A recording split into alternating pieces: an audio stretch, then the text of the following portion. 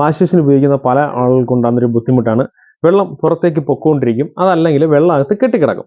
അപ്പോൾ വെള്ളം പുറത്തോട്ട് പൊക്കോണ്ടിരിക്കുകയാണെങ്കിൽ എന്തെങ്കിലും നമ്മുടെ വാൽവിൽ എന്തെങ്കിലും കയറി തടഞ്ഞിരിക്കാം. ഒന്നെങ്കിൽ ചിലപ്പോൾ പിന്നായിരിക്കാം, ചിലപ്പോൾ തുണികളുടെ മുത്തായിരിക്കാം, ചുരിദാറിൻ്റെ എന്തെങ്കിലും കൊളുത്തായിരിക്കാം, ചിലപ്പോൾ നാണയമായിരിക്കാം. അങ്ങനെ എന്തെങ്കിലും ചിലപ്പം കുടുങ്ങി വാൽവിൽ കടന്നു കഴിഞ്ഞാൽ വെള്ളം പുറത്തേക്ക് പൊക്കോണ്ടിരിക്കും. അത് നമുക്ക് തന്നെ മാറ്റാവുന്ന, വീട്ടിൽ നിങ്ങൾക്ക് ആർക്കെങ്കിലും മാറ്റാവുന്ന ഒരു സിമ്പിളായ ടെക്നിക്ക് ഞാൻ പറഞ്ഞുതരാം. അപ്പോൾ നമ്മുടെ ഒരു സ്ക്രൂ ഡ്രൈവർ എടുക്കുക. സ്ക്രൂ ഡ്രൈവർ സ്റ്റാറിൻ്റെ സ്ക്രൂ ഡ്രൈവറും കൂടുതലും എല്ലാ വാഷിംഗ് മെഷീനിലും വരുന്നത്. ഇതിപ്പോൾ ഞാൻ എടുക്കുന്നത് വേൾപൂളിൻ്റെ വാഷിംഗ് മെഷീനാണ്. എല്ലാ വാഷിംഗ് മെഷീനും പുറകിൽ ഇതേപോലെ ഒരു കവർ കാണും.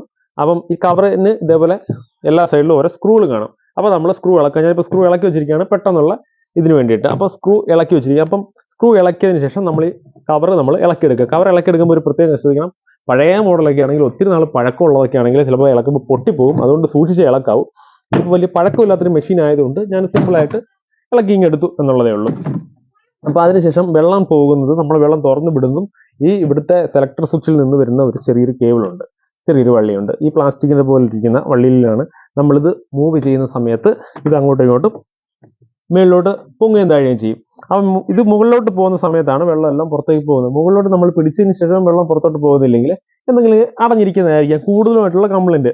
അതല്ല, ഇത് തുറന്ന് നോക്കിയതിന് ശേഷം ഒന്നും കാണുന്നില്ലെങ്കിൽ ടെക്നീഷ്യനെ തന്നെ സമീപിക്കണം. ചിലപ്പോൾ നമ്മളെ ഇളക്കുന്ന വഴിക്ക് അങ്ങനെ പൊട്ടിപ്പോകാനൊക്കെയുള്ള ചാൻസ് സാധ്യത കൂടുതലുണ്ട്. അപ്പം എക്സ്പീരിയൻസ് ടെക്നീഷ്യന്മാർ ഇളക്കണം നല്ലതാണ്. അല്ലെങ്കിൽ നിങ്ങൾ വളരെ സൂക്ഷ്മമായിട്ട് ശ്രദ്ധിച്ച് ഇളക്കാം. അപ്പം ഞാനിതിപ്പം വേൾപൂളിൻ്റെ ഇത് ഇളക്കുന്നത് എങ്ങനെയാണെന്ന് പറഞ്ഞുതരാം. ഇപ്പം 4 ലോക്കാണ് വരുന്നത്.